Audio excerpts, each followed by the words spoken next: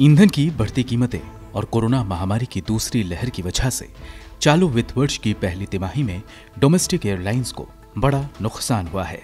महामारी की दूसरी लहर में राज्य स्तर पर लगाए गए प्रतिबंधों में ट्रैवल बैन भी शामिल था, जिससे एयरलाइंस को ये नुकसान झेलना पड़ा है। घाटे के क्रमिक आधार पर बढ़ने की आशंका है। ये साल दर साल आधार पर कम होंगे, क्योंकि हवाई यात्रा को 24 मई 2020 तक 2 महीने के लिए निलंबित कर दिया गया था। इंडिगो का संचालन करने वाली इंटरग्लोब एविएशन 27 जुलाई को अपनी रिपोर्ट जारी करेगी। हालांकि स्पाइसजेट ने अपनी सालाना रिपोर्ट जारी करने की तारीख नहीं बताई है। ब्रोकिंग फर्म प्रभुदास लीलाधर ने इंडिगो एयरलाइंस का घाटा पहली तिमाही में 1160 करोड़ से बढ़कर 2430 करोड़ होने की आशंका जताई है। इनके अलावा स्पाइसजेट को तिमाही दर तिमाही स्तर पर नुकसान 380 करोड़ रुपए से बढ़कर 650 करोड़ रुपए तक होने की आशंका है। स्पाइसजेट को वित्त वर्ष 2021 के दौरान चौथी तिमाही में 235 करोड़ रुपए का नुकसान हुआ था। प्रभुदास लीलाधर ने कहा कि हम उम्मीद करते हैं कि इंडिगो और स्पाइसजेट प्रत्येक यात्री लोड फैक्टर में क्रमशः 61% और 69.5% की गिरावट दर्ज करेंगे। मई में कोविड-19 महामारी की दूसरी लहर की शुरुआत के साथ हवाई यात्रा की कमाई ठप पड़ गई।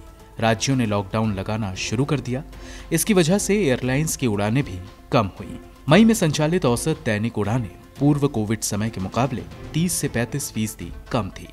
प्रति उड़ान यात्रियों की औसत संख्या भी अप्रैल में 91 से गिरकर मई में 71 हो गई। मई में डोमेस्टिक फ्लाइट्स में उड़ान भरने वाले यात्रियों की संख्या अप्रैल में 5.7 मिलियन से घटकर 2.1 मिलियन रह गई थी, जबकि जनवरी से मार्च महीने की अवधि में हर महीने औसतन 7.5 मिलियन यात्रियों ने हवाई यात्रा की। हालांकि अब डोमेस्टिक ट्रैफिक सुधर रहा है, लेकिन ये अभी भी पूर्व कोविड स्तरों से बहुत दूर है। बिजनेस स्टैंडर्ड के मुताबिक जुलाई के पहले 19 दिनों में 30 लाख से अधिक यात्रियों ने उड़ान भरी, जबकि जून में 30 लाख यात्रियों ने उड़ान भरी।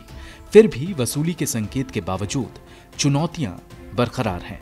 कच्चे तेल की बढ़ती कीमतें और रुपए में उतार चढ़ाव से एयरलाइंस कंपनियों को और नुकसान की आशंका है। हालांकि आने वाले समय में इनकी कीमतों में राहत की उम्मीद है, क्योंकि लॉकडाउन बढ़ने से प्रोडक्शन में बढ़ोतरी हो सकती है।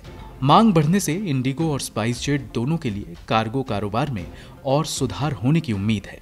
सेंट्रम ने वित्त वर्ष 2022 की पहली तिमाही में इंडिगो को 2730 करोड़ रुपए के नुकसान का अनुमान लगाया है, जो वित्त वर्ष 2021 की चौथी तिमाही में 1160 करोड़ रुपए था।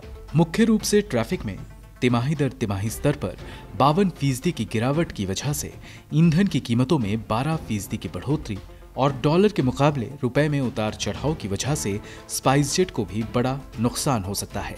मसलन कंपनी का वित्त वर्ष 2022 की पहली तिमाही में घाटा 490 करोड़ रुपए पर पहुंच सकता है, जो वित्त वर्ष 2021 की चौथी तिमाही में 240 करोड़ रुपए रहा था। ब्यूरो रिपोर्ट, गो न्यूज।